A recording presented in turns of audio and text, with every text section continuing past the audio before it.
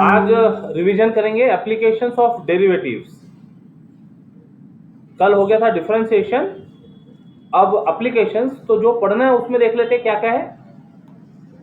Application of derivatives to tangent and normal, then derivative as rate measure, approximations, Rolle's theorem and Lagrange's mean value theorem.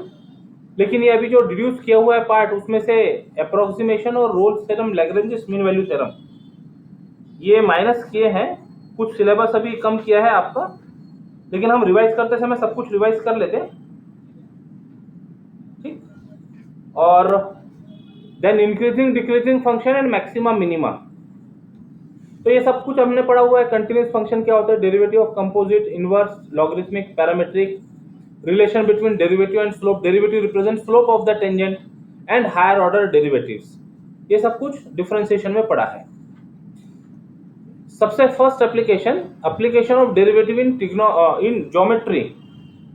तो we know that derivative represents slope of tangent sorry slope of tangent to the curve at given point, ठीक है। तो यदि मान लो कोई curve हम ले लें और कर्व पर टेंजेंट ड्रॉ करें, तो टेंजेंट का स्लोप तो हो जाएगा dy by dx at given point से p having coordinate x1 y1। अब उसी टेंजेंट पर एक नॉर्मल भी ड्रॉ की जा सकती है। तो नॉर्मल यदि ड्रॉ किया, एक टेंजेंट है, ये टेंजेंट हो गई, तो टेंजेंट का स्लोप यदि मान लो dy by dx है, जिसको हमने m1 कह दिया, तो इस पर जो परपेंडिकुलर होगी ये हो जाएगी नॉर्मल। तो नॉर्मल का स्लोप यदि m2 कहे, तो ये परपेंडिकुलर होने से we have relation m1 m2 is equal to -1। तो m1 m2 is equal to -1 gives m2 is equal to -1 upon m1। मतलब m1 यदि dy by dx है, स्लोप ऑफ टेंजेंट, तो नॉर्मल का स्लोप हो जाएगा -1 upon dy by dx, -1 upon dy by dx at given point. तो जब दोनों के स्लोप हमारे पास हो, नॉर्मल के और टेंजेंट के, और एक पॉइंट यदि हो, तो ये equation y minus y1 is equal to slope x minus x1, इससे हम इक्वेशन ऑफ टेंजेंट लिख सकते हैं। और स्लोप यदि टेंजेंट का लिखेंगे तो इक्वेशन ऑफ टेंजेंट बन जाएंगी, और यदि स्लोप नॉर्मल का लिखेंगे तो इक्वेशन ऑफ नॉर्मल बन जाएंगी, और इससे रिलेटेड प्रॉब्लम सॉल्व किए जाते हैं। ठीक है, ये तो हो गया कंसेप्ट, ये सब बातें यहाँ डिटेल्स दी हुई है। ओके, फिर इससे रिलेटेड प्रॉब्लम्स। कोई कर्व दिया हो, अब कर्व किसी भी पैटर्न का हो सकता है। dy by dx फाइंड करना हमने सीखा है कंपोजिट डिफरेंशिएशन से, इम्प्लिसिट फंक्शन से, इनवर्स फंक्शन से, पैरामीट्रिक से, लॉगरिथम से। तो किसी भी प्रकार का कर्व दिया हो सकता है, dy by dx फाइंड किया आपने गिवन पॉइंट पर, तो वो बन गया टेंजेंट का स्लोप, माइनस रेसिप्रोकल लेने से वो बन जाएगा नॉर्मल का स्लोप। तो इक्वेशन लिखी जा सकती है गिवन पॉइंट पर। अब देखो, जब पॉइंट x और y के फॉर्म में, तब तक तो सब ठीक है। ये x1 हो गया, ये y1 हो गया, हाफ और 2 x1 y1, 2 1 x1 y1। लेकिन जब पॉइंट ऐसा दिया हो theta equal to pi by 4, तो ये तो हमको इक्वेशन लिखने के लिए काम नहीं आएगा। इक्वेशन लिखने के लिए तो हमको x कोऑर्डिनेट और y कोऑर्डिनेट लगेगा, तभी तो हम यहाँ पर उनको रख सकेंगे। y minus y1 is equal to m x minus x1, ये फॉर्म में। तो ये जो थीटा दिया होता है ना, तो इसका मतलब पैरामीट्रिक इक्वेशंस है, तभी वो पैरामीटर की वैल्यू दी है। तो पैरामीटर को पुट करके x और y फाइंड कर लेंगे, तो हमको कोऑर्डिनेट मिल जाएगा। ओके, ये है first application of derivative in geometry to find equation of tangent and normal. ये इसके प्रॉब्लम सब किए जा सकते हैं। अब अलग अलग टाइप के इसमें प्रॉब्लम मिलेंगे आपको। Find points on the curve given bye where tangents are parallel to the line। अब देखो, find points on the curve y equal to x cube जो भी है, where tangents are parallel to the line। अब एक tangent तो हम खुद dy by dx फाइंड करके ले सकते हैं। तो ये कर्व का dy by dx फाइंड कर लिया, dy by dx फाइंड कर लिया। अब ऐसे पॉइंट फाइंड करना है जहां पर ये tangent parallel to the line y equal to x plus 5 हो। अब ये जो line y equal to x plus 5 है, ये y equal to mx plus c के फॉर्म में है। तो इसका स्लोप तो तुरंत बता सकते हैं, x का coefficient is the slope of this line. ठीक है, अब कंडीशन क्या दी है, ये कर्व की लाइन इसके पैरेलल, ये कर्व के टेंजेंट इसके पैरेलल है।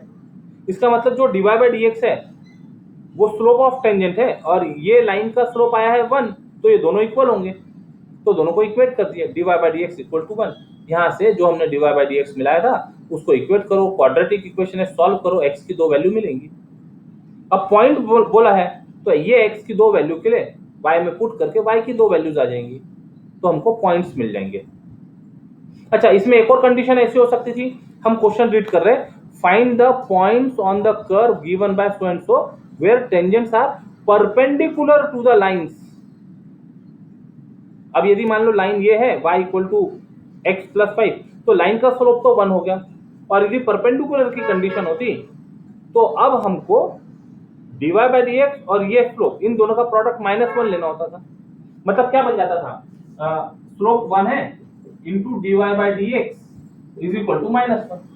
मतलब अब जो dy बाई dx फाइंड किया है उसको -1 से इक्वेट करते थे और उसको सॉल्व करते थे, तो जो पॉइंट्स आते थे वो पॉइंट्स कौन से होते थे, curve where tangents are perpendicular to the line y equal to x plus 5। एक बार मेन कंसेप्ट समझ में आ जाए तो फिर प्रॉब्लम कुछ भी ट्विस्टेड फॉर्म में हो सॉल्व किए जा सकेंगे।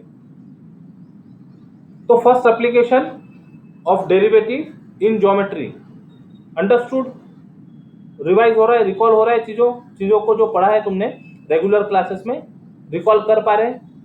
ठीक है, तो इस तरह की जो हाइलाइट्स है चीजों में, ये बुक में जो हाइलाइट्स है उनको पढ़ते हुए आगे बढ़ते हैं। Derivative as rate measure, second application, rate measure, change हो रहा है कोई चीज में उसको मेजर करना, तो डेरिवेटिव का कंसेप्ट ही था rate of change of f with respect to x, rate of change of y with respect to x। तो इससे इसके जो प्रॉब्लम्स है वो प्रॉब्लम समझ लेते हैं। प्रॉब्लम इस तरह के application oriented, a stone is dropped into a quite lake and waves in the form of circles are generated. Radius of the circular wave increases at the rate of 5 centimeter per second. अब ये जो पढ़ रहे हैं उनको symbolically convert भी करते जाओ।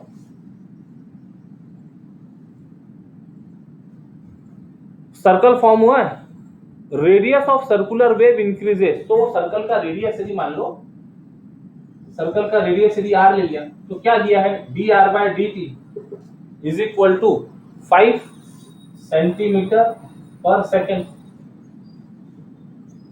Okay, at the instant when the radius of circular wave is 8 centimetre, how fast the area enclosed is increasing. मतलब क्या बोला उसने, ये इसका एरिया यदि a है तो dA बाय dt फाइंड करने की बात कर रहे हो, कब, when radius is 8 centimetre. Word problem होता है तो जरूरी नहीं एक बार पढ़कर समझ में आ जाए, तो एक बार पढ़िए, 2 बार पढ़िए, लेकिन सॉल्व करने के पहले उसका डेटा क्या है ये जब तक 100% समझ में ना आ जाए तब तक सॉल्व करना शुरू मत कीजिए। क्योंकि यदि मान लो हम प्रॉब्लम सही नहीं समझे, उसमें जो डेटा है वो सही तरह से एनालाइज नहीं कर पाए, क्या फाइंड करना है ये यदि हम सिंबॉलिकली लिख नहीं पाए और बिना कंप्लीट सोचे हमने लिखना शुरू कर दिया तो प्रॉब्लम हम पूरा नहीं कर पाएंगे। इसलिए शुरू करने के पहले सोच लीजिए, आउटलाइन बना लीजिए, फ्रेम बना लीजिए और फिर लिखना शुरू कीजिए।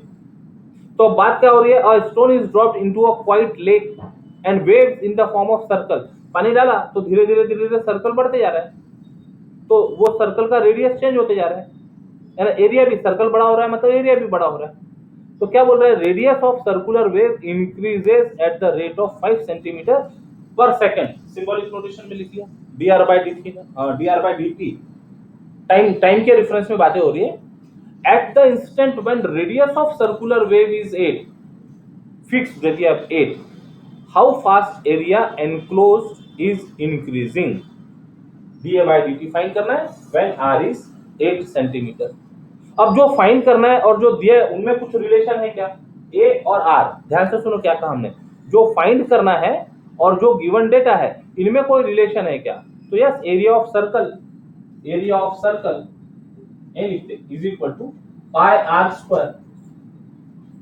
अब बात करनी टी से, तो आगे का काम किया जा सकता है, d a by d t is equal to pi constant 2r, लेकिन टी से डिफरेंशिएट कर रहे हैं ना, डी आर बाई डी, सब वैल्यू पुट करेंगे, d r by d t दिया हुआ है, आर दिया हुआ है, वैल्यू पुट करेंगे, सिंप्लीफाई करेंगे, that will be the required answer. अब यूनिट देना होगा, rate of change of area with respect to time, ये सब कुछ सेंटीमीटर में दिया हुआ है, तो जब rate of change of area की बात होगी तो जो भी आंसर आएगा वो सेंटीमीटर स्क्वायर पर टाइम, एरिया हो गया ना, सेंटीमीटर स्क्वायर पर सेकंड, ठीक, यूनिट देनी चाहिए इसको, सेंटीमीटर स्क्वायर पर सेकंड, ये दिया लास्ट में। तो इस तरह के जितने भी आपने ज्योमेट्रिकल शेप्स पढ़े हैं, जितने भी फॉर्मूले एरिया के, वॉल्यूम के, वो सब अब यहाँ लगेंगे। प्रॉब्लम को ठीक से रीड करके गिवन इंफॉर्मेशन और क्या फाइंड करना है, ये पहला स्टेप। दूसरा, जो फाइंड करना है और जो गिवन इंफॉर्मेशन है उनमें क्या रिलेशन है, एक बार रिलेशन मिल गया तो फिर आगे का काम केवल डेरिवेटिव्स करने का रह जाता है। तो इसीलिए हमने कहा पहले सोचना जरूरी है।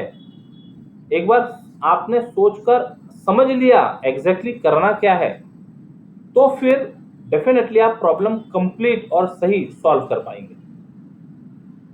तो ये हो गए रेट मेजर के प्रॉब्लम्स, सब इसमें वैरायटी ऑफ प्रॉब्लम्स थे, कोन, स्फीयर, सिलेंडर, हाइट, ये बड़े इंटरेस्टिंग प्रॉब्लम होते थे, है ना। लैंप पोस्ट के पास एक पर्सन खड़ा है, वो मूव कर रहा है, तो उसका शेडो मूव कर रहा है, किस रेट से मूव करेगा, उसका हेड किस रेट से मूव करेगा, ये सब प्रॉब्लम यहाँ आ जाते थे, ठीक।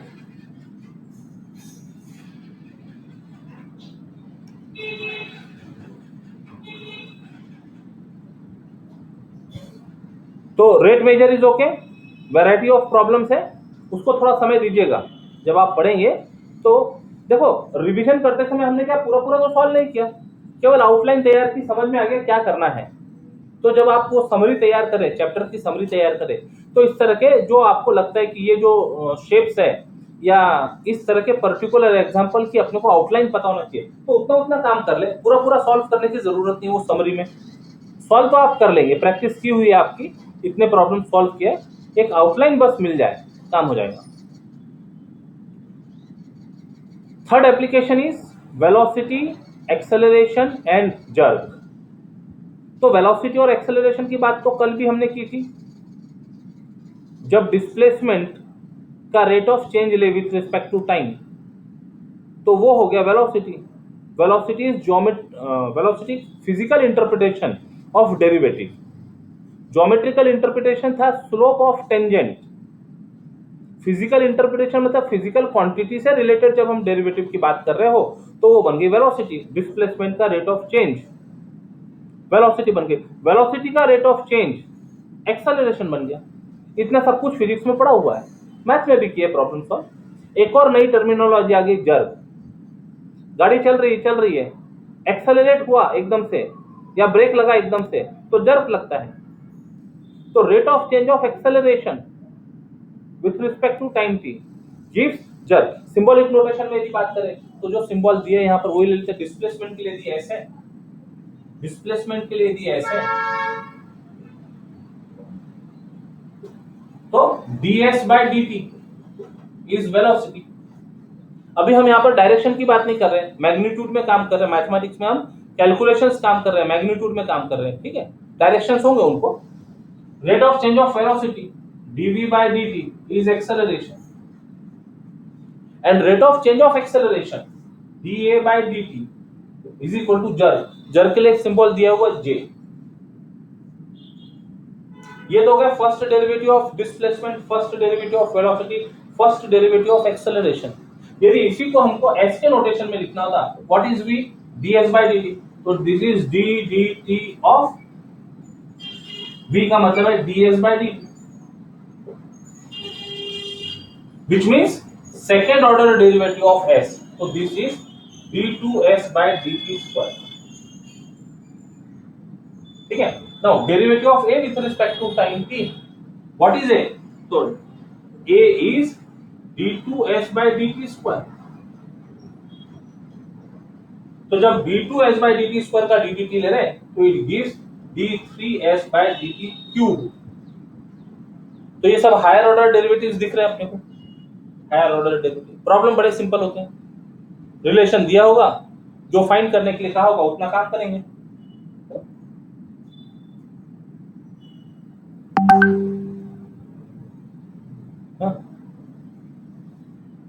कौन सा लेते हैं? सेकंड देख लेते हैं.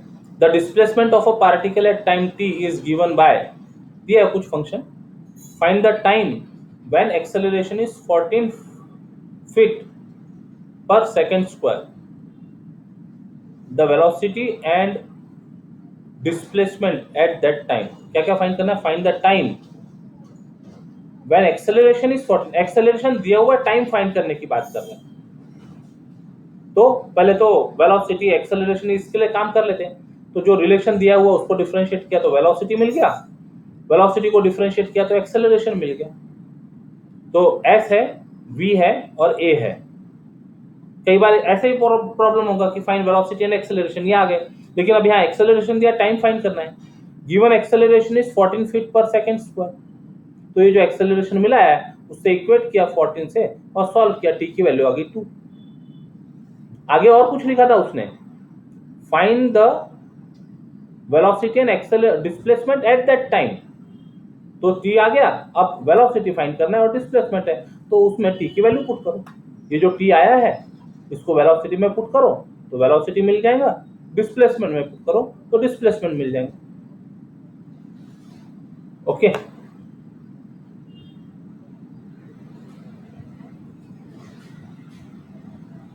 हाँ, ये एक पॉइंट दिख रहा है.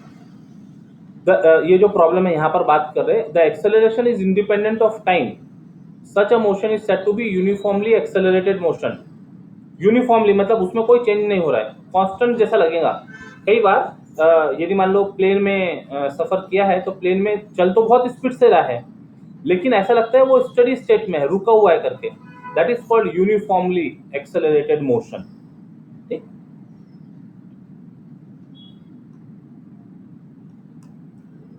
तो ये हो गया वेलोसिटी एक्सेलरेशन जर्क.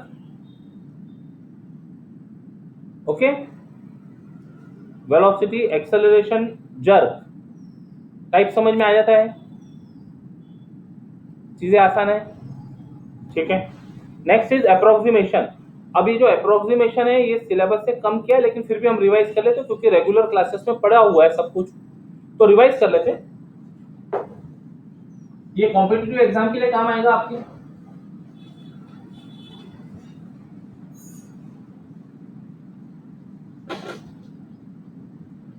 अप्रोक्सीमेशन, तो इसका थोड़ा सा जो बैकग्राउंड है वो बैकग्राउंड समझ लेते हैं.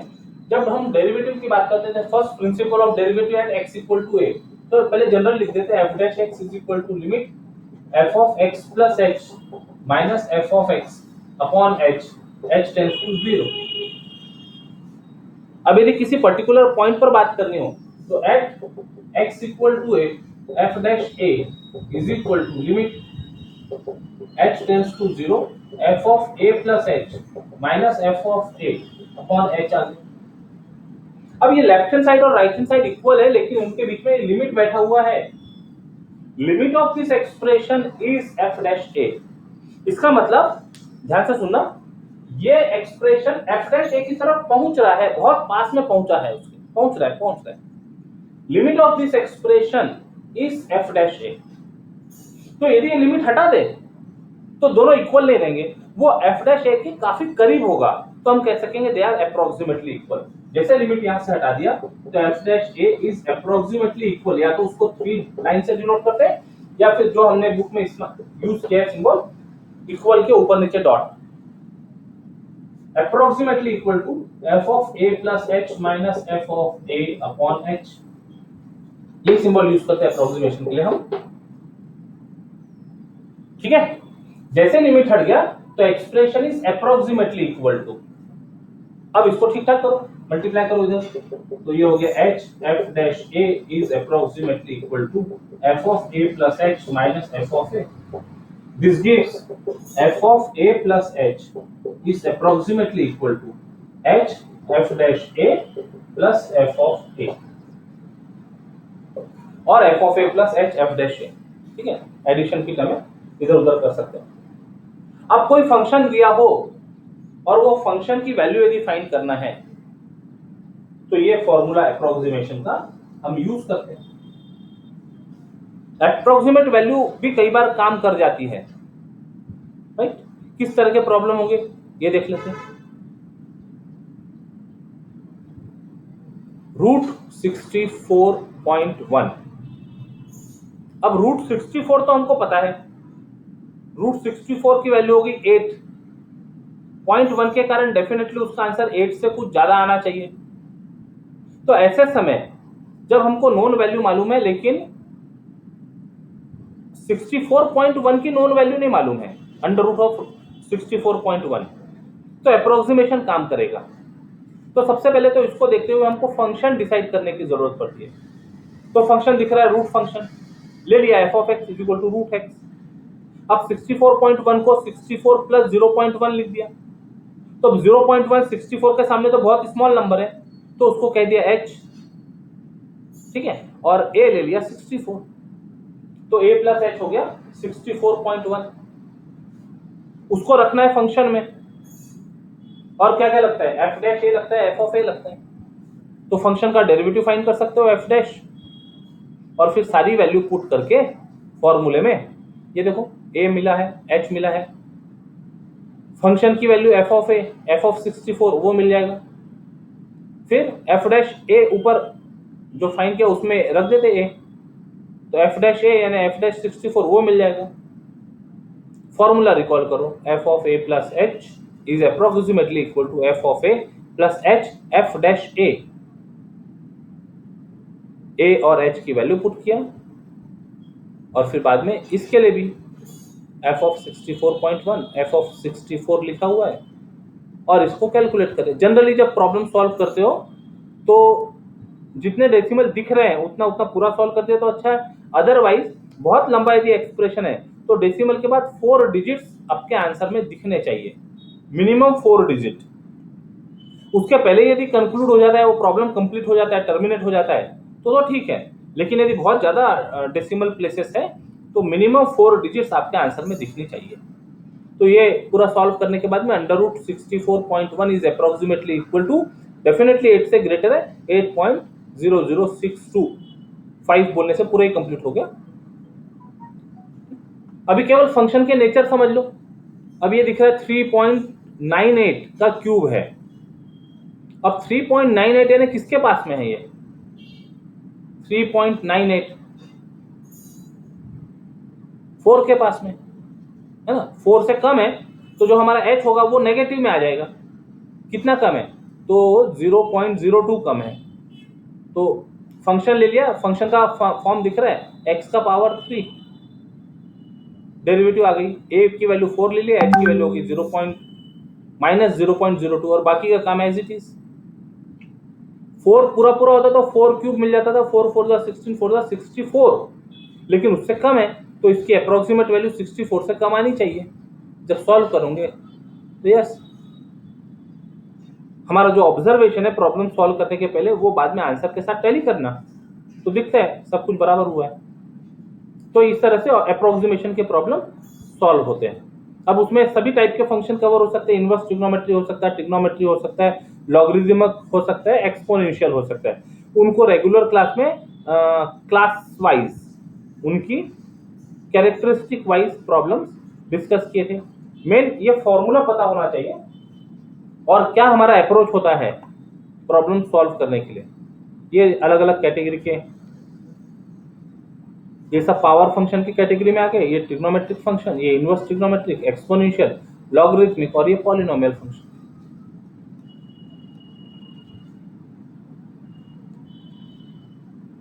Roles theorem and Lagrange's theorem.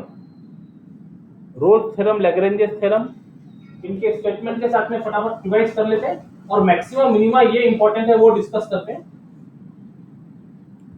Rolle's theorem में कोई function f of x is continuous on closed interval ab, number 1. Number 2, f of x is differentiable on open interval ab. और number 3, f of a equal to f of b. ये तीन condition यदि satisfy होती हो Rolle's theorem,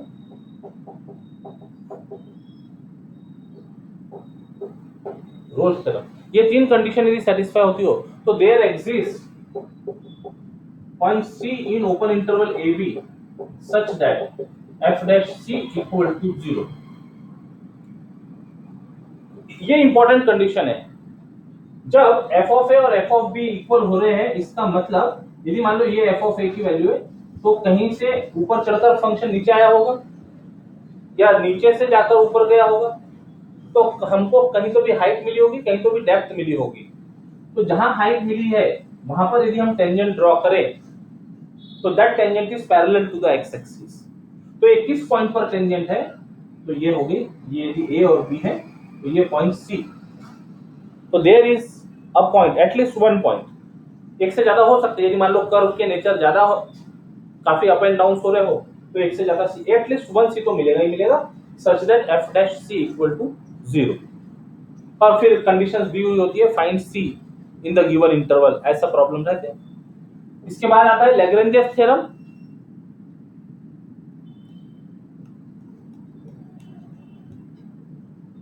Lagrange's theorem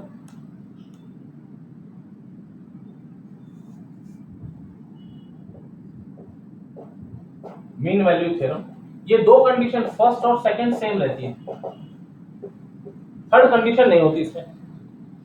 तो क्या हो गया, यहां मान लो ऐसा कोई कर्व है, ये हो गया f ऑफ a पर और ये हो गया f ऑफ b। तो ये पॉइंट के कोऑर्डिनेट्स लिखे जाते हैं a, f ऑफ a, ये पॉइंट के कोऑर्डिनेट्स लिखे जाएंगे b, f ऑफ b, और ये कैपिटल A कैपिटल B को यदि ज्वाइन करते हैं तो slope of AB, slope of AB हो गया y2 माइनस y1 f ऑफ b minus f of a upon x2 minus x1 b minus a। तो ये जो स्लोप है, ये कर्व पर भी एक कोई तो भी पॉइंट हमको ऐसा दिखेगा जिस पर यदि हम टेंजेंट ड्रॉ करें तो which is parallel to this AB। तो जिस पॉइंट पर मिल रहा है ये पॉइंट हो गया C। तो केवल दो कंडीशन यदि सेटिस्फाई होती हो, continuous on closed interval, differentiable on open interval, then there exist a point C in open interval AB such that this is f dash C। f dash C is equal to f of b minus f of a upon b minus a। Okay, अच्छा, इससे related चीजें यदि आप लोग गणित दर्शन YouTube channel पर होगे तो इससे रिलेटेड चीजें और थोड़ा डिटेल डिस्कस किया हो, लेकिन उसमें मैक्सिमम मिनिमा डिस्कस नहीं हुआ है। वो वीडियो में एप्लीकेशंस ऑफ डेरिवेटिव के प्लेलिस्ट में आप सर्च कर सकते हैं, तो इसको रेफर कर सकते हैं यदि रिवीजन के तौर पर रेफर करना है तो। लेकिन मैक्सिमम मिनिमा अभी इंपॉर्टेंट है, वो डिस्कस कर लेते हैं। ठीक है, वीडियो है एप्लीकेशन ऑफ डेरिवेटिव्स के नाम से, प्लेलिस्ट में आपको मिल जाएगा, सर्च करेंगे प्लेलिस्ट वाइज तो ये हो गया roles theorem and Lagrange's mean value theorem. क्योंकि अभी सिलेबस से इसको कम किया गया है, इसलिए अभी इसके बारे में ज्यादा बात ना करते हुए मैक्सिमम मिनिमम को थोड़ा डिटेल डिस्कस कर लेते हैं। ओके, रिजल्ट्स पता होने चाहिए। रोल्स थ्योरम में तीन कंडीशन के साथ f dash c equal to 0 because tangent is parallel to x axis, और यहाँ पर ये कंडीशन है नहीं, इसका मतलब हाइट f ऑफ a और f ऑफ b अलग अलग होगी, तो जो कॉर्ड बनेगी ए बी उसको पैरेलल कोई ना कोई एक टेंजेंट होगा कर्व पर, तो वो टेंजेंट कहां पर है, पॉइंट C पर। तो this tangent is parallel to slope of chord AB, Lagrange's mean value theorem. Okay, next application को डिस्कस करते हैं डिटेल में।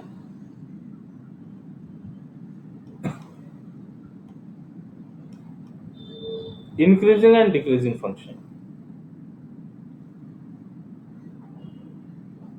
Increasing and decreasing function.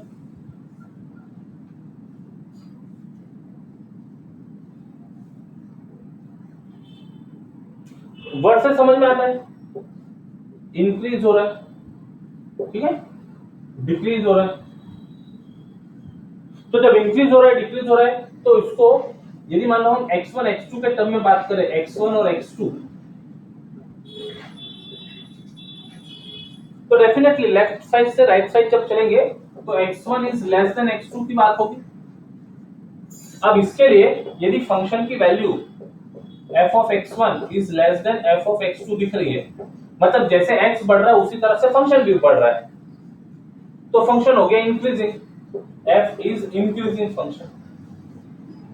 कहीं पर इक्वल हो सकते हैं, लेस देन और इक्वल टू हो सकता है, तो ये कहलाता है non decreasing function. Okay, increase हो रहा है, इक्वल भी हो सकता है कहीं पर, दो पॉइंट पर, यदि x और y, यदि मान लो थोड़ा सा ग्राफ ऐसा ऐसा करके ऐसा लिया, तो यहाँ के जो दो पॉइंट्स होंगे यहाँ पर वैल्यू इक्वल दिखती है, डिक्रीज नहीं हो रहा है, ये बात की गारंटी दे रहे हैं, इंक्रीज और इक्वल हो सकता है, तो function is called increasing function. कई बार उसके साथ में एक एडजेक्टिव लगा देते हैं, मोनोटोनिक इंक्रीजिंग फंक्शन या strictly monotonic increasing function. Strictly मतलब स्ट्रिक्टली लेस है, और मोनोटोनिकली बोला मतलब लेस देन और इक्वल टू कवर हो जाता है। दूसरा सिचुएशन देखते हैं, दूसरे सिचुएशन में क्या होगा, एक मिनट रुकिए।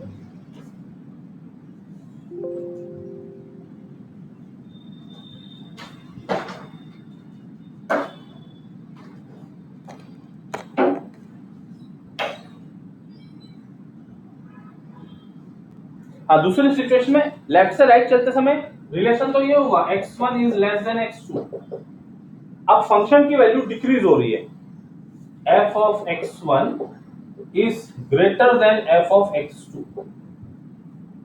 तो जब x इंक्रीज हो रहा है, फंक्शन इंक्रीज हो रहा है, तो फंक्शन इंक्रीजिंग है।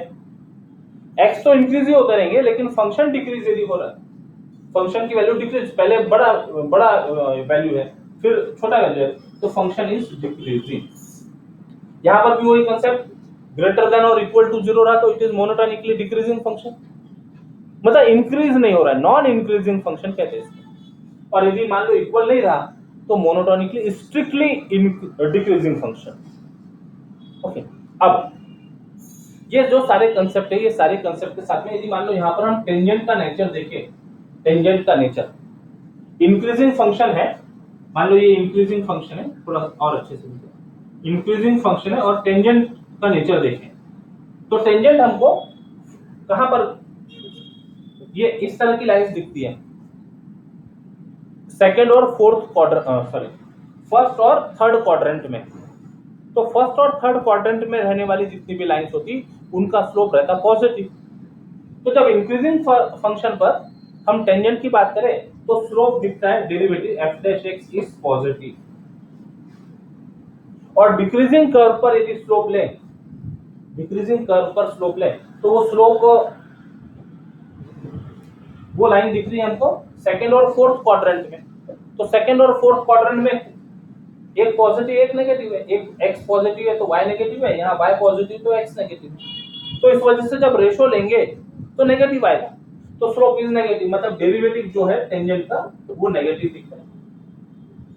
इंक्रीजिंग फंक्शन के लिए डेरिवेटिव्स आर पॉजिटिव, डेरिवेटिव्स किसके, slope of tangents are positive, ऐसा कहो ना मीनिंग के साथ में, ज्योमेट्रिकल मीनिंग के साथ। Slope of tangent for increasing curve positive, slope of tangent for decreasing curve are negative.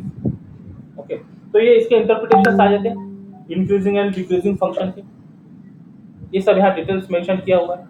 यहाँ इंक्रीजिंग फंक्शन की बात हो रही है, f dash x is greater then और इक्वल टू, इट में बी यस 0 है ना, पैरेलल टू x एक्सिस आ जाएंगी तो 0 बन जाएगा। डिक्रीजिंग फंक्शन की बात हो रही है, डिक्रीजिंग फंक्शन में slope f dash x is less than और इक्वल टू 0। जब 0 हो slope f dash x equal to 0, then at that point tangent is parallel to x axis and we cannot deduce that function is either increasing or decreasing। वो transition period होता है, जैसे मान लो ये curve चला increase होते होते और ये डिक्रीज होना शुरू कर दिया, तो जब तक इंक्रीज हो रहा था स्लोप तो पॉजिटिव पॉजिटिव पॉजिटिव रहेगा।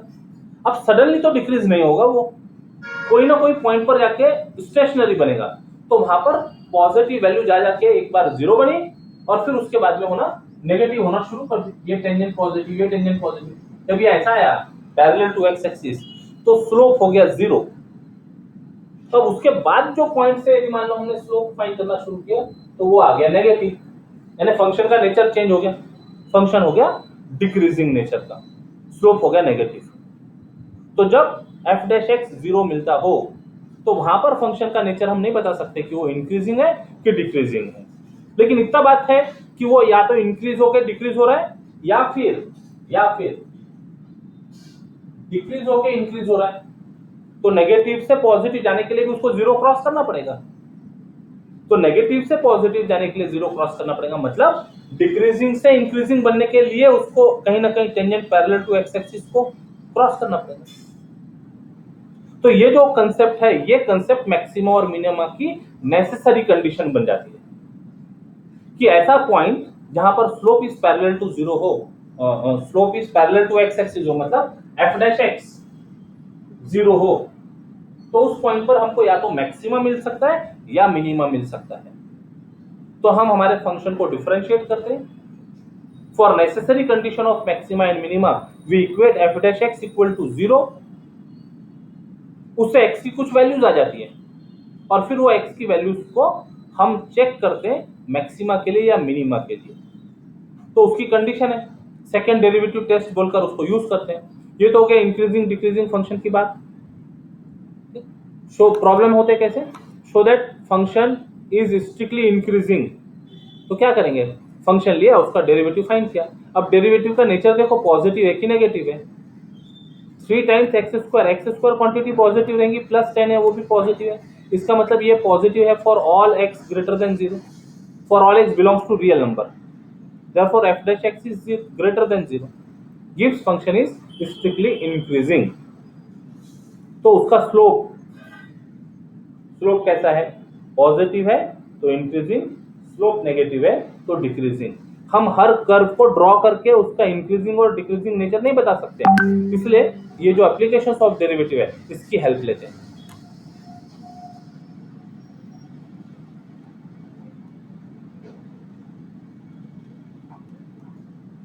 कुछ प्रॉब्लम इसमें बड़े भी होते हैं, मैं इंक्रीजिंग और डिक्रीजिंग के लिए। चलिए मैक्सिमा मिनिमा, तो पहले तो ये समझ लिया कि डेरिवेटिव का slope positive positive positive zero और नेगेटिव हुआ, यानी स्लोप यदि पॉजिटिव से नेगेटिव हो रहा है तो मैक्सिमम मिलेगा वो स्टेशनरी पॉइंट पर, और नेगेटिव स्लोप है और फिर कहीं जाके जीरो बन रहा है और फिर पॉजिटिव स्लोप पर है, इसका मतलब डिक्रीज कर्व और फिर बाद में इंक्रीज हो रहा है, इसका मतलब वहां मिनिमम वैल्यू मिलेगी। तो ये तो हो गई फर्स्ट डेरिवेटिव टेस्ट, लेकिन प्रॉब्लम सॉल्व करते समय जनरली हम सेकंड डेरिवेटिव टेस्ट यूज करते हैं। ये f dash c is zero और उसके पहले f डैश c, मतलब c के पहले f dash c minus one यदि ग्रेटर देन जीरो है और बाद में लेस देन जीरो, मतलब पहले पॉजिटिव है और बाद में नेगेटिव है, तो फंक्शन को मैक्सिमा मिलेगा। और इसका उल्टा, यदि पहले नेगेटिव है स्लोप और फिर बाद में पॉजिटिव हो गया तो फंक्शन को मिनिमम मिलेगा at x equal to c। ठीक, और किसी पॉइंट पर ऐसा हो ही नहीं रहा है, कोई पॉइंट दिया है वहां पर स्लोप का नेचर ही चेंज नहीं हो रहा हो, पॉजिटिव स्लोप है पहले भी बाद में भी, नेगेटिव स्लोप है पहले भी बाद में भी, तो ऐसे पॉइंट कहलाते हैं पॉइंट ऑफ इन्फ्लेक्शन। ये सब प्रॉब्लम बड़े बड़े प्रॉब्लम है, सब क्यों। सेकंड डेरिवेटिव टेस्ट, फंक्शन, यहाँ कुछ करेक्शन था, function is maxima at x equal to c if f dash x equal to 0 is all right and f double dash c is less than 0,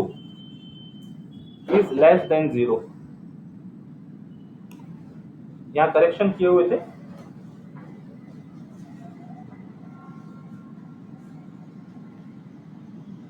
यहां पर correction है, ये less नहीं, greater than 0। If function at x equal to c has minima, मतलब क्या, necessary condition तो f dash c equal to 0 होगी, and second derivative is greater than zero. Opposite relation ऐसा समझ के चलो, मैक्सिमा के लिए second derivative is negative, minima के लिए second derivative is positive. Okay, तो प्रॉब्लम सॉल्व करते समय ये टेस्ट यूज करना आसान होता है। एक प्रॉब्लम देख लेते हैं। यदि मान लो एक से ज्यादा मैक्सिमा हो या एक से ज्यादा मिनिमा हो, तो जो मिनिमा मिल रहे हैं वो सब कहलाते हैं लोकल मिनिमा, और सारे मिनिमम में जो सबसे छोटा हो वो कहलाता है ग्लोबल मिनिमा। और यही कंसेप्ट मैक्सिमा के लिए, एक से ज्यादा यदि मैक्सिमम वैल्यू मिल रही हो हमको तो वो कहलाते हैं लोकल मैक्सिमास, और मैक्सिमा में जो मैक्सिमा हो वो कहलाता है ग्लोबल और एब्सोल्यूट मैक्सिमा। एक प्रॉब्लम देखकर समझते हैं। एफ ऑफ एक्स दिया है, कोई पॉलिनोमियल ऑफ डिग्री 3 है, तो f dash x definitely of polynomial of degree 2 मिल जाएगा। फॉर मैक्सिमा और minima f dash x equal to 0, equate करो, दो वैल्यू मिल जाएंगी एक्स की। अब एक एक वैल्यू पर काम करना होगा। ये जो पॉइंट्स है ये स्टेशनरी पॉइंट है, मतलब यहाँ पर फंक्शन का नेचर चेंज हो रहा है। अब वो इंक्रीज से डिक्रीज हो रहा है कि डिक्रीज से इंक्रीज हो रहा है, ये हमको समझना है। और यही समझना मतलब मैक्सिमा है कि मिनिमा है, ये फाइंड करना हो गया। तो एक पॉइंट लेकर काम करेंगे, तो उसके लिए पहले सेकंड डेरिवेटिव भी फाइंड कर लिया, एफ डबल डैश एक्स। अब फर्स्ट पॉइंट की बात करते हैं, f of minus f double dash at -2, ये वैल्यू पुट करो, सॉल्व किया, ये आ रही -18 विच इज लेस देन 0। अब -18 आया लेस देन 0, इसका मतलब ये जो -2 है ये -2 पर फंक्शन को मैक्सिमा ऑकर हो रहा है। अब जरा ध्यान से सुनना, -2 पर फंक्शन को मैक्सिमा ऑकर हो रहा है। ना व्हाट इज मैक्सिमम वैल्यू, तो ये जो x इक्वल टू -2 इसको फंक्शन में पुट करो, that will give maximum value. ठीक है, x इक्वल टू -2 फंक्शन में पुट करते हैं तो f of -2 is the maximum value, वो आ गई 33, जो भी कैलकुलेशन होगा। ये हो गया एक पॉइंट, एक स्टेशनरी पॉइंट को लेकर बात। अब दूसरा स्टेशनरी पॉइंट लेते हैं 4, इसको डबल डैश में पुट करो, एफ डबल डैश में पुट किया, इसकी वैल्यू आ रही पॉजिटिव, सेकंड डेरिवेटिव पॉजिटिव आ रही है। इसका मतलब ये पॉइंट पर, इस पॉइंट पर 4 पर फंक्शन को एक मिनिमा नेचर ऑकर हो रहा है। Function has minimum value at x equal to 4। ये हमने नेचर डिसाइड किया सेकंड डेरिवेटिव टेस्ट से। अब वो मिनिमम वैल्यू क्या है ये फाइंड करने के लिए जिस पॉइंट पर नेचर मिला है, ये पॉइंट अब हमारे ओरिजिनल फंक्शन में पुट कर देते हैं। तो ओरिजिनल फंक्शन में पुट किया, सॉल्व किया, एफ ऑफ 4 ये आ गया -75। तो this is minimum value of the function at 4। अब एक एक ही मिले हैं, एक मिनिमम मिला, एक मैक्सिमम मिला है, तो local maxima of function is 33 at x equal to -2 and local minimum of function is -75 when x is equal to 4। तो इस तरह से मैक्सिमा और मिनिमा के प्रॉब्लम्स सॉल्व किए जाते हैं। अब फिर कुछ ज्योमेट्रिकल कंडीशंस वाले प्रॉब्लम रहते हैं, उनको कन्वर्ट करना होता है सिंबल्स में और फिर सॉल्व करते हैं उसको। अलग अलग कंडीशन के प्रॉब्लम है सर।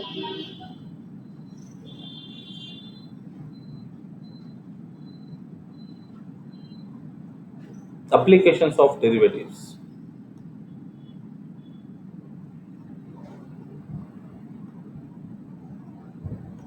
This is summary. काम वही होगा, फिर से आपका समरी एक बार पढ़े, जो आपको जरूरी लगते हैं वो पॉइंट्स को लिखे, वो जो कल पैटर्न बताया था पेज फोल्ड करके, और हर टाइप के सैंपल प्रॉब्लम्स पूरे सॉल्व करने की जरूरत नहीं है, जितना आपको समझने के लिए जरूरी है। हर किसी के लिए वो जो पेज की लेंथ है राइटिंग के वो अलग अलग हो सकते, जितना आपको जरूरी है समझने के लिए, और अपना वो जो समरी पेपर जिसको हम कह सकते हैं वो खुद तैयार करें।